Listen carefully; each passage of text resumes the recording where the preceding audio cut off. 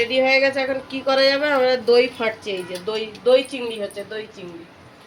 তো এই যে মুরগেশপল্লির দিকে আমরা আলু পেঁয়াজ নিয়ে চলে যাচ্ছি। বাবা দাম বেড়ে গেছে, আন্ডারপাস তৈরি হচ্ছে, যার জন্য এখানটা প্রচণ্ড পরিমাণে ট্রাফিক হয়। আমি আগে কাজে আসতাম ওই হোয়াইট বিল্ডিংটাতে। সো গুড মর্নিং, সবাই কেমন আছো? তো চলো, এখন বাজে 11টা, পুরো 11টা বাজে, 11টা 1 হয়ে গেছে। আর এদিকে দু বাপ বেটা ঘুমাচ্ছে, ছোট বেটা আর দামড়া বেটা। তো চলো, আজকের থেকে আমি শুরু করলাম ডে 1, পুরো 90 দিন। আমার পিছনে একটা দিন করে গ্যাপ যেতেও পারে, বাট সমস্যা নেই। দেবো বলেছি যখন দেবো, ডিসাইড করেছি যখন। চলো, রান্না বান্না হচ্ছে। আমি এদিকে ভাত বসিয়ে দিয়ে চলে গেছিলাম থালা বাসন ধুইতে। তার মধ্যে দেখো ভাতের বেলুন খুলে গেছে। এই যে ভাতের বেলুন উঠে গেছে, উঠে গিয়ে কারেন্ট চলে গেছে। আমি জানি না যে এই চালগুলোতে এই জিনিসটা কেন আসে। তো যাই হোক, আমি তুলে তুলে ফেলে দিই। তো আজকে রান্না হবে তোমার টক অলরেডি আছে, কালকে রাতে টক হয়েছিল, এই যে টক আছে। আর এখানটায় হবে মাছের ডিমের বড়া, মাছের ডিমের বড়া হবে, সেটা রেডি আছে। এখানটায় ভাত হচ্ছে, এখানটায় কালকে রাত্রে একটুখানি ভাত আছে। আর সকালবেলা পোহা হয়েছিল, যেটা আমরা সবাই মিলে খেয়ে নিয়েছি। আর এখানটায় এই যে চিংড়ি মাছ বের করা আছে, চিংড়ি মাছের মালাইকারি হবে। তো চলো, কারেন্ট তো চলে গেছে, কারেন্ট না আসলে কোনো রকম কোনো কাজ বাজ হবে না। মেঘ করেছে প্রচণ্ড পরিমাণে, মেঘ, রোদ নেই। তো এইগুলো একটুখানি বাইরে বের করে দিয়েছি, এগুলো একটু বাইরে বের করে দিয়েছি। কাপড় চোপড় অনেক আছে যেগুলো কাচাকুচি করতে হবে, কিন্তু এই মুহূর্তে আর করা হবে না, কারণ মেঘের অবস্থা খুবই খারাপ। আর গাছপালাগুলো দেখো, এই যে গাছটা, এটা খুব একটা ভালো হয়নি, বাট এইটা ভালো হয়েছে, এইটা খুব সুন্দর হয়েছে।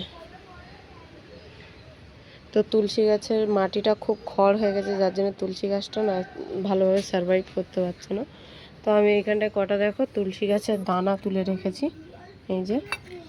তো ওই মাটিটা তুলে ভালো করে আরও মিক্স করে তারপরে ওর মধ্যে আবার দানা দেবো, দিলে নতুন গাছ হবে। আরও অনেক জায়গাতে ফেলেছি, তো জানি না হবে কি হবে না। জল তো পাচ্ছে, হয় কি হয়। তো এই গাছগুলোকে না, এই যে মোরগ জটা যে গাছগুলো, এই গাছগুলোকে তুলে লাগানো হচ্ছে, বাট হচ্ছে না। এটা একটুকুনি ধরেছে, কিন্তু হবে কিনা জানি না। কিন্তু ওইখানটায় একটা বড় তুলে লাগানো হয়েছে, ওটা হয়নি, ওটা হয়নি। এই যে দেখো, কোনো রকমভাবে এই যে জল দাঁড়িয়ে গেছে, এতে গাছের গোড়া পচে যাবে। তো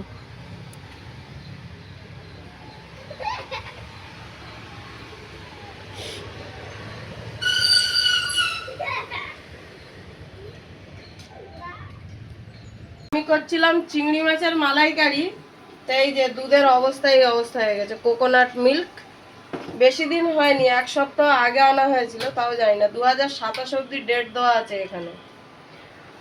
24/5/2026, 23/2/2027 টাইম দেওয়া, তার সত্ত্বেও এরকম হয়ে গেছে, জানি না কেন। তো এই দেখো, এখানটা এখন এই যে পুরো রেডি হয়ে গেছে, এখন কি করা যাবে? আমরা দই ফাটছে, এই যে দই দই চিংড়ি হচ্ছে, দই চিংড়ি। আর দইটাও না পট করে ফেটে যায়। তো এটা হলো আজকের আমাদের দুপুরে রান্না বান্নার সিস্টেম। এখনো রান্না হয়নি, খাওয়া দাওয়া হবে কটার সময়। কারেন্ট ছিল না, প্রায় 1 ঘন্টা মতন কারেন্ট ছিল না। তোমাদের দাদাভাই ঘুমাচ্ছিল, এর ও ঘুমাচ্ছে দেখে আমি আর ওকে ডাকিনি। তারপরে যেই গরম লেগেছে উঠেছে, উঠতে ও জিজ্ঞেস করতে আবার গেল, গিয়ে দেখছে তার ফার পুড়ে একাকার হয়ে গেছে পুরো নিচে। আবার জুড়ে দিয়ে আসতে ভাত করা হয়েছে, আর এই তরকারি করা হচ্ছে, বড়া ভাজা হয়েছে। আর কালকে রাতের আছে মাছের মাথার কি বলে ওটা, মাছের মাথার টক আছে। আজকের দুপুরের খাওয়া এটা। এখন আমাদের চান ফান কিচ্ছু হয়নি, এবারে হবে। একজন করে চান করা হচ্ছে কমপ্লিট। আর আমাদের বাড়িতে গেস্ট এসছে, পুচি এসছে আর পুচির ভাই এসছে, ও জাঙ্গিয়া পরে ঘুরপাক খাচ্ছে। চলো তাড়াতাড়ি করে রান্না বান্নাগুলো কমপ্লিট করে নি, তারপরে চান ফান করে পুজো দিয়ে খাওয়া দাওয়া করে একটু ঘুমাবো। সকালবেলা চল বাজারে যাবো ভেবেছিলাম, কিন্তু যাওয়া হয়নি, যাবো বিকালবেলা যাবো। চলো বেশি এটাকে দইটাকে দিয়ে বেশি আর কষাকষি করলাম না, নয়তো তেল ছেড়ে দেবে, দিলে আর খেতে ভালো লাগবে না। আর এদিকে দেখো চিংড়ি মাছ ভাজা করে রেখেছি, হালকা ভেজেছি, তেল সমেত তুলে নিয়েছি। এটা ফুটলেই তেল ছেড়ে দেবে, মানে তরকারি অলরেডি রেডি। চলো কেমন হয়েছে খেয়ে পুচি বলবে। চলো আমরা দুপুরবেলা খাওয়া দাওয়া করতে বসে গেছি। এই যে এটা হলো রাতের তরকারি, এটা সকালের। এই যে বড়া, ওদিকে ওরা খাচ্ছে। এই যে কচিবাবু ওদিকে বসে আছে নিঙ্কু পিঙ্কু হয়ে। একটা শুকনো লঙ্কা ডোলা দাও। লাস্টে আবার ভেজিটেবল ডাল হয়েছে আমাদের। পুদ্দম একদম খেয়ে নিবি, কেউ ভাত নষ্ট করবি না কিন্তু। না খাওয়া দাওয়া কমপ্লিট, উঠে চলে এসেছি বাইরে। ওর বাবা খাচ্ছে, আজকে খাওয়ার সময় বাবার কাছে ছিল। প্রত্যেকদিন আমার কাছে থাকে, আজকে বাবার কাছে ছিল। তা তাড়াতাড়ি করে খেয়ে নিয়ে ওকে নিলাম। ওর বাবাও খাচ্ছে, ওর খাওয়া হয়ে গেছে। শুধু খাচ্ছে পুচি আর পুচির কাকা। আর ওর না শরীরটা একটু খারাপ হয়েছে, ঘ্যান ঘ্যান করছে, মনে হয় জ্বর হবে। যেহেতু কয়েকদিন আগে আমার জ্বর ছিল, তো ওর তো জ্বর হওয়ারই কথা। তোর বাবা আবার একটা দুটো ভাত ঠুসিয়ে দিয়েছে ওর মুখে। আমাকে তো খাইয়েই ফেলেছে।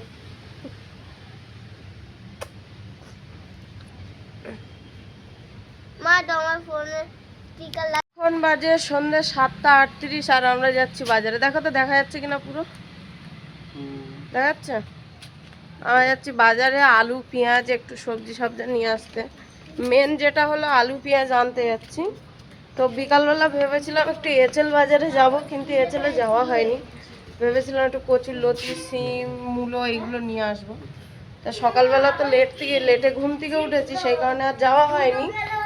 আর তারপরে বিকালে কচিবাবুর দুপুর থেকে একটু জ্বর এসেছিল, তো আর যাইনি আমি। তোমাদের দাদা গেছিল, গিয়ে গাড়ি চালিয়ে এসছে।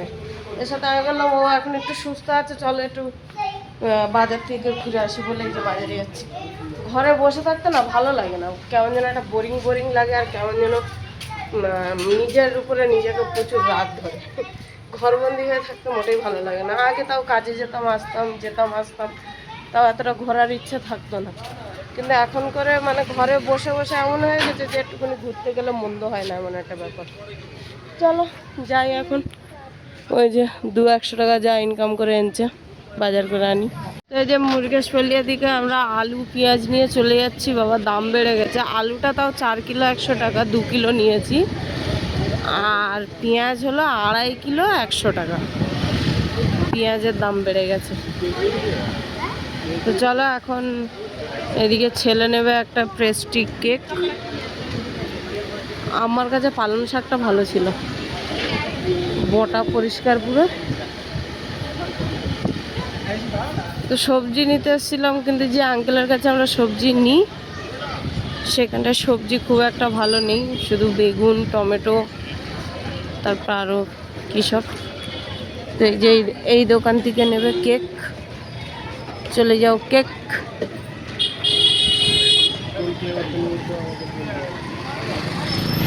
ওরা নিয়ে আসুক, আমি এখানে গাড়িতে বলছি গাড়িতে বসি।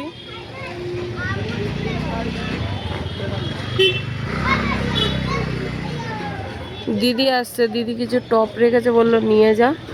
বললাম ঠিক আছে, তুই যাবো বলছিলাম, তো বললাম আমি বাজারে যাচ্ছি। তাহলে নিয়ে চলে আয়, আর যাবো না। তোকে একবার ফোন করি দেখি বেরিয়েছি কিনা। আবার মাঠও প্রচুর। ও ফুল নিতে আসবে, মানে ওই দিকে মন্দিরে আসবে। কখন কোন দিক থেকে আসছে একবার জিজ্ঞাসা করে নি। মুরগেশপল্লি এই সিগন্যালটা এইখানটায় কি বলে, ফ্লাইওভার আন্ডারপাস তৈরি হচ্ছে, যার জন্য এখানটা প্রচণ্ড পরিমাণে ট্রাফিক হয়। আমি আগে কাজে আসতাম ওই হোয়াইট বিল্ডিংটাতে, একতলাতে কাজ করতাম। এই যে যার জন্য রাস্তাগুলো প্রচণ্ড পরিমাণে সরু হয়ে গেছে আর প্রচুর ট্রাফিক।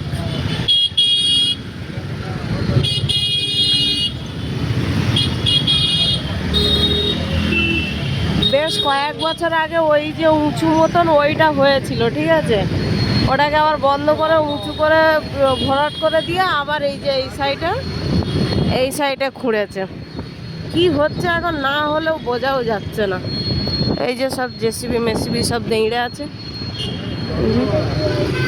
बस वापस सिग्नल में अटका गई हम लोग।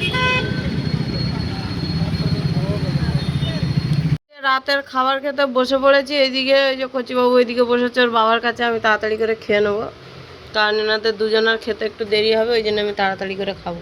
তো এই যে দেখো এসে কিচ্ছু রান্না করিনি, শুধু এই এক মুঠো ভাত করেছি, ঠান্ডা ভাত অনেকটাই ছিল, 2 কোটো চালের ভাত করেছি। আর এখানটায় এই যে টমেটো রসুন আর তোমাদের দাদাভাই সেই ধনে পাতা এনেছিল, শুকনো হয়ে যাচ্ছিল, সব দিয়ে একটা ঝাল ঝাল চাটনি করেছি। আর এই যে দুপুরের ভেজিটেবল ডাল আছে আর গন্ধরাজ লেবু, এই দিয়েই আজকের আমাদের খাওয়া ডিনার কমপ্লিট হবে। তো চলো এখন খাওয়া দাওয়া শুরু করি। ভিডিওটা এখানেই শেষ করছি। ভালো লাগলে লাইক করো, কমেন্ট করো, শেয়ার করো, সাবস্ক্রাইব করে দিও। চলো টাটা বাই, সবাই ভালো থেকো, সুস্থ থেকো, আবার দেখা হচ্ছে আগামীকাল। চলো টাটা।